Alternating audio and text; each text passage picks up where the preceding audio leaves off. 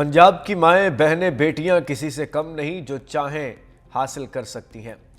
وزیر اعلیٰ پنجاب مریم نواز کا لاہور میں community health workers passing out تقریب سے خطاب۔ کہا، پنجاب کی باہمت خواتین اپنی صلاحیت سے پنجاب کی قسمت بدل دیں گی۔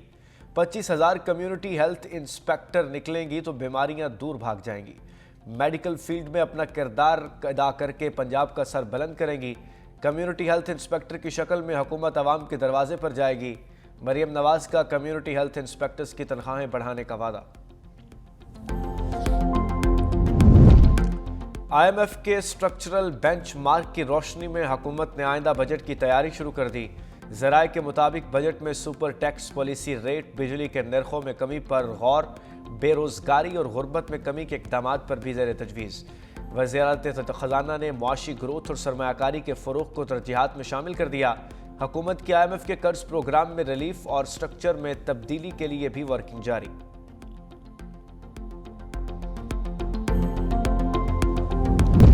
پاکستان سٹاک ایکسچینج میں ریکارڈ تیزی، 100 انڈیکس تاریخ میں پہلی بار 1,86,000 پوائنٹس کی سطح عبور کر گیا۔ کاروبار کے آغاز پر انڈیکس میں 704 کا اضافہ، 1,86,766 پوائنٹس کی سطح پر ٹریڈ۔ وہ با اختیار وزیر اعظم تھا، اس وقت کے آرمی چیف کو قوم کا باپ ڈکلیئر کر دیا تھا۔ D G I S P R lieutenant general Ahmed Sharif Chaudhry کی جی ایچ کیو میں میڈیا کو بریفنگ۔ کہا، ہم تو یہ سمجھتے ہیں کہ قوم کے ایک ہی باپ قائد اعظم محمد علی جناح ہیں۔ وہ با اختیار وزیر اعظم تھا، جواب کہتا تھا کہ میں بے اختیار تھا۔ آج کی حکومت با اختیار ہے، پہلے کی حکومتیں بھی با اختیار تھیں۔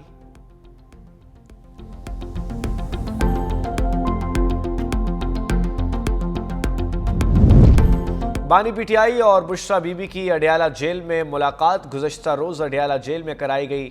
ملاقات میں دونوں کی ملاقات 45 منٹ تک جاری رہی۔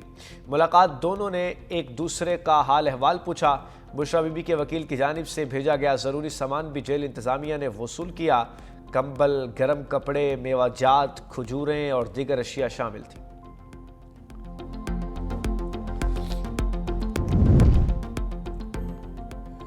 پنجاب میں پرو ایکٹیو گورننس ہے، پنجاب کی بیٹیاں میدان میں نکلیں گی تو کوئی ہرا نہیں سکے گا۔ وزیر اعلیٰ پنجاب مریم نواز کا لاہور نیشنل ہاکی اسٹیڈیم میں تقریب سے خطاب۔ حکومت اب کود چل کر عوام کے پاس جائے گی، مائیں بہنیں مل کر پنجاب کی تقدیر بدلیں گی۔ وزیر اعلیٰ پنجاب مریم نواز سے دبئی کے تجارتی وفد داماک گروپ کی ملاقات، حکومتی اور تجارتی اثاثوں کی ٹوکنائزیشن تیز کرنے پر اتفاق، مختلف شعبوں میں اسٹریٹجک سرمایہ کاری کے مواقع پر غور۔ داماک گروپ کا پنجاب میں سرمایہ کاری کے لیے دلچسپی کا اظہار۔ وزیر اعلیٰ نے کہا، دنیا بھر میں پاکستان آئی ٹی اور ڈیجیٹل انویشن کا ابھرتا ہوا مرکز بنائیں گے۔ پنجاب میں سرمایہ کاری کے لیے بہترین اور موزوں وقت آ چکا۔ سردی کا میدانی اور بالائی علاقوں پر قبضہ، لہ پاکستان کا سر ترین مقام، پارہ -11 تک گر گیا۔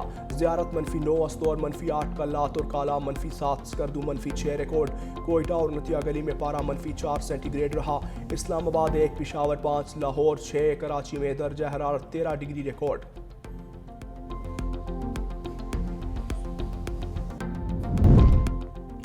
تکنیکی اور آپریشنل وجوہات کے باعث پروازوں کو بریک لگ گئی۔ کراچی ایئرپورٹ پر پروازوں کا نظام الٹ پلٹ، فلائٹ آپریشن متاثر، 9 پروازیں منسوخ۔ کراچی سے بینکاک، مسقط، جدہ جانے والی پروازیں منسوخ۔ لاہور کراچی تربت جانے والی پروازیں بھی نہ جا سکیں۔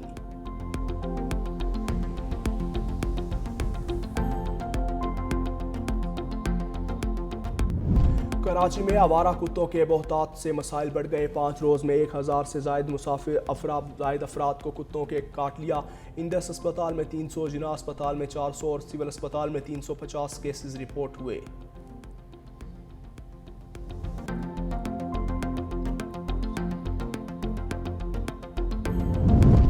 بھارت میں آر ایس ایس کے انتہا پسند بے لگام اقلیتوں کی زندگی اجیرن، راجستھان اور بہار کے خون ریز واقعات نے بھارت کا بھیانک چہرہ بے نقاب کر دیا۔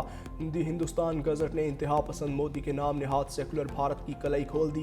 بہار میں مسلمان مزدور نرشید عالم کو آر ایس ایس کے شرپسندوں نے بے رحمی سے تشدد کا نشانہ بنایا۔ راجستھان میں ایک بزرگ مسلمان کو بھی ہندو تباہ نظریے کے شدت پسندوں نے جھوٹے الزامات لگا کر وحشیانہ تشدد کا نشانہ بنایا۔ گودی میڈیا منظم اسلام اور مسلمان دشمنی میں نفرت کی ہندو تباہ سیاست پھیلانے میں مصروف ہے۔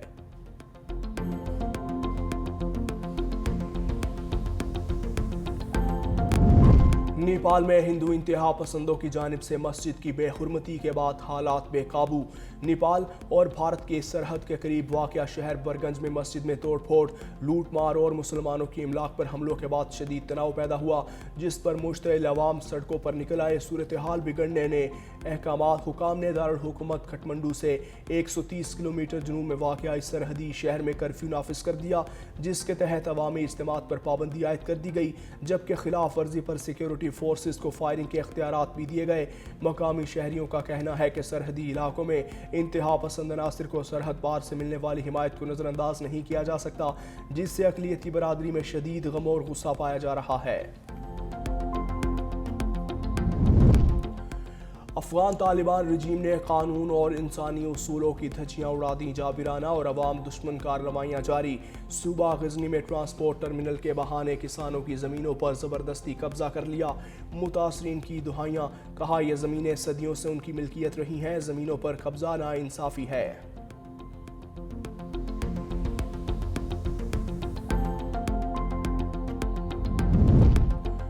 برطانیہ میں فلسطینی سفارت خانہ کھول دیا گیا، فلسطینی سفیر حسام زملوت نے اسے تاریخی لمحہ قرار دیا۔ بولے فلسطینی مشن کو مکمل سفارتی حیثیت کے ساتھ سفارت خانے میں تبدیل کرنا محض نام کی تبدیلی نہیں، اقدام فلسطینی ریاست کے قیام کی سمت ایک واضح پیش رفت ہے۔ برطانیہ نے گزشتہ برس ستمبر میں فلسطین کو بطور ریاست تسلیم کیا تھا۔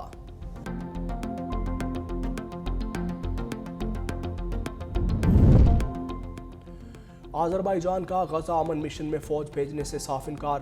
آذربائیجان کے صدر نے اعلان کیا ہے کہ ان کا ملک کسی بھی قسم کے امن فوجی مشن میں حصہ نہیں لے گا۔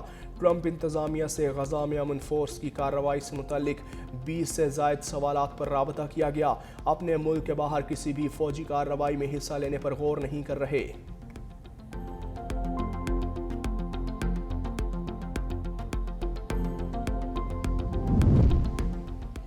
انڈونیشیا میں سیلاب نے بڑے پیمانے پر تباہی مچا دی ہے، 16 افراد ہلاک، مسلسل بارشوں سے دریا ابل پڑے اور ڈیم کے بند ٹوٹ گئے، سیلابی ریلا رہائشی علاقوں میں داخل ہو گیا، بعض دیہی علاقوں میں رابطہ منقطع ہو چکا، امدادی کارروائیوں میں مشکلات کا سامنا۔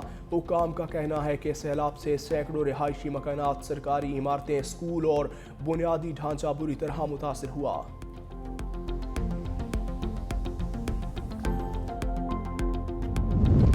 تائیوان کا F-16 لڑاکا طیارہ گر کر تباہ، طیارہ معمول کی تربیتی پرواز پر تھا، پائلٹ کے بارے میں خیال ہے کہ وہ ہولین کاؤنٹی کے قریب طیارے سے نکلنے میں کامیاب ہو گیا تھا۔ تائیوان کے صدر کا پائلٹ کو تلاش کرنے اور حادثے کی وجوہات جاننے کے لیے ہر ممکن کوشش کا حکم۔